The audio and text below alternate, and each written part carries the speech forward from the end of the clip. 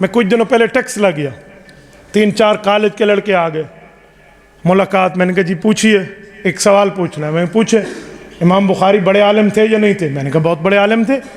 کہتے ہیں پھر ان کی بات کیوں نہیں مانتے, آپ امام حنیفہ کو لیے پھرتے ہیں.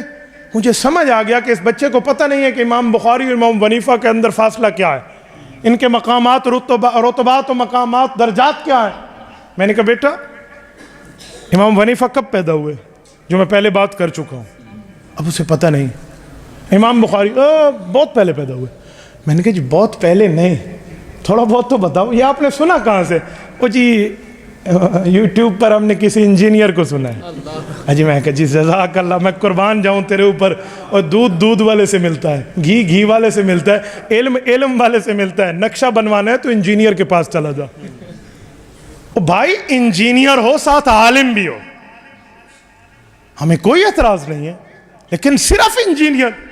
حضرت جی پیر ذوالفقار احمد نقشبندی دامت برکاتہم العالیہ پیر بھی ہیں, عالم بھی ہیں, انجینئر بھی ہیں. ہمیں کیا, ہمارے آنکھوں کے سرما, ہمارے سر کا تاج, ہمیں کیا اعتراض. لیکن علی مرزا جسٹ انجینئر وداؤٹ عالم ہے, وہ صرف انجینئر ہے بھائی. میں نے کہا میں ذرا اس کی بات کی انجینئرنگ کر دوں, ذرا ادھر آ. میں نے کہا سن, امام بخاری امام حنیفہ سے کتنے سال پہلے آئے ہوں گے؟ میں نے تھوڑا آگے بڑھ کے کہا. کہتے بہت سال پہلے. میں نے کہا اب ذرا توجہ رکھنا, سرچ مار ذرا گوگل پہ, امام بخاری کب پیدا ہوئے اور امام حنیفہ کب فوت ہوئے. کیونکہ ایمان تو گوگل پہ ہوتا ہے نا, تو ہم گوگل ہی تلاش کروا لیتے ہیں. ہم کتابیں دکھائیں تو مولویاں جھوٹ بولے. میں نے کہا گوگل سرچ کرو. گوگل سرچ کیا تو امام بخاری کی پیدائش نکلی 194 ہجری, اور امام ابو حنیفہ کی وفات نکلی 150 ہجری.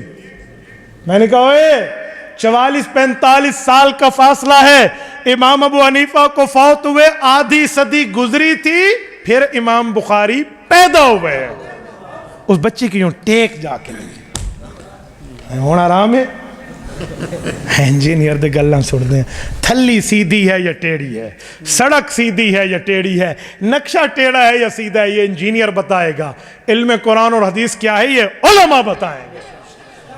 تو وہاں بیٹھا ہوا ہے. اچھا پھر اس کی تھوڑی طبیعت صاف ہوئی. کہتے ہیں اچھا امام ابو حنیفہ رحمہ اللہ اتنے پرانے بندے ہیں. میں نے کہا ایک منٹ, ابھی میں نے گولی دکھائی ہے, گولی کھلائی نہیں ہے, توجہ رکھنا. کہتے جی ٹھیک ہے.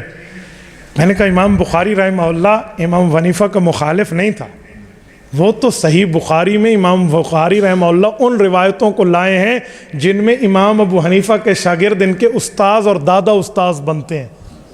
کہتے اچھا امام بخاری امام حنیفہ کے شاگردوں سے روایت لائے ہیں؟ میں نے کہا جی ہاں. کوئی ایگزامپل؟ میں نے کہا کوئی ایک دوسری ایگزامپل دوں گا تو بھول جائے گی. بخاری کی پہلی حدیث پہ آ جائے. باب کیف کان بدء الوحی الی رسول اللہ صلی اللہ علیہ وسلم کھولیے. وبہ قال حدثنا الحمیدی قال حدثنا سفیان کھولیے. انما الاعمال کی روایت کھولیے.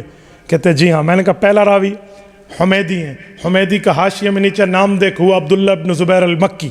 ان کا نام عبداللہ ابن زبیر المکی ہے, اور حمیدی شاگرد ہیں عبد الرزاق ابن الحمام الصنعائی کے, اور وہ شاگرد ہیں امام اعظم ابو حنیفہ. میرے تے حضرت نانوتوی جنہ فاصلہ ہے, ٹھیک ہے.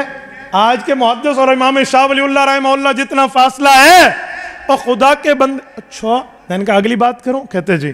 میں نے کہا امام بخاری نے جو بخاری ختم کی ہے وہاں امام حنیفہ اور اس کے علاقے کی قدر کتنے کی ہے؟ اچھا وہ کیسے؟ میں نے کہا کھولیے صحیح بخاری کا آخری باب, کتاب التوحید والرد علی الجہمیہ, باب نمبر 93 آخری کھولیے. باب ونضع الموازین القسط لیوم القیامہ وان اعمال بنی آدم وقولهم یوزن, یہ باب کھولیے. آخری روایت دیکھیے.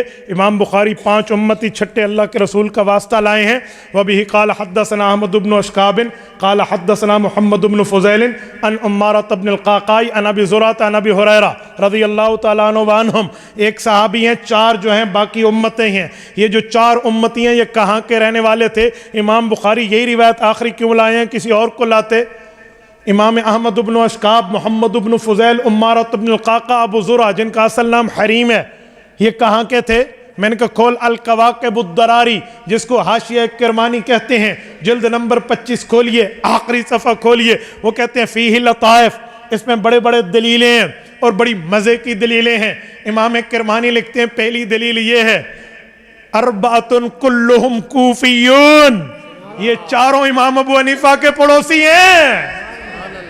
امام بخاری شروع کرے، ابو حنیفہ کو سلام کرے، بخاری ختم کرے، احناف کے حوالے کر کے جائے۔ تو زبان والا کہہ رہا ہے امام بخاری اور امام حنیفہ یہ تھے؟ پھر اس کی طبیعت صاف ہو گئی۔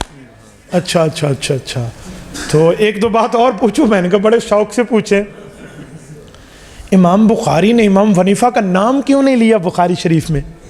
میں نے کہا ٹھیک ہے، میں آپ کا یہ بھی علاج کرتا ہوں۔ مجھے یہ بتا، امام بخاری رحمہ اللہ نے امام ابو حنیفہ کا نام نہیں لیا قرآن میں، حدیث میں، اپنی کتاب میں، تو کیا مطلب؟ کہتے اس کا معنی مانتے نہیں تھے۔ میں نے کہا چلو، اگر میں یوں پوچھ لوں کہ ابو بکر، عمر، عثمان، علی کا نام نہیں آیا قرآن میں، حضرت زید کا آیا، تو تیرا جواب کیا ہوگا؟ ایک منٹ، میں اس کو نہیں چھیڑتا، لیکن میں ویسے پوچھ رہا ہوں، امام بخاری نے نہیں لایا تو کیا ہوا؟ کہتے اس کا معنی نہیں مانتے۔ میں نے کہا اچھا، میں ذرا تیری طبیعت صاف کرتا ہوں۔ امام بخاری رحمہ اللہ کے بارے میں دو روایتیں، یا تو فقیہ ہیں اور یا مقلد ہیں۔ طبقات شافعیہ میں امام سبکی رحمہ اللہ نے لکھا ہے کہ یہ شافعی ہیں، کہتے جی ہاں۔ تو میں نے کہا امام شافعی کو ماننے والے ہیں؟ کہتے جی ہاں۔ تو میں نے کہا امام شافعی امام بخاری کے کون ہیں؟ کہتے ہیں امام ہیں۔ میں نے کہا پوری بخاری میں امام شافعی کا نام لیا ہے اس نے؟ نہیں۔ تو میں نے کہا پھر اپنے امام دے مخالف سی، اپنے امام کے بھی مخالف تھے۔ ہوں دس بیٹا، امام مسلم رحمہ اللہ تو پکے شافعی ہیں، پوری مسلم میں امام شافعی کی روایت نہیں لائے، تو پھر صحیحین میں تو امام ابو حنیفہ اور امام شافعی کا نام نہیں ہے، تو کیا مانا؟ میں نے کہا خدا کے بندے، دوسرے لفظوں امام بخاری بتانا چاہتے ہیں، میں اپنے ہم عصروں کی بات کر رہا ہوں، بڑے بڑے ہوتے ہیں، تیرا دماغ خراب ہے، تجھے سمجھانے کا طرز نہیں آتا۔ تو میری بات کا مطلب یہ ہے مقام ہمارے امام صاحب رحمہ اللہ کا۔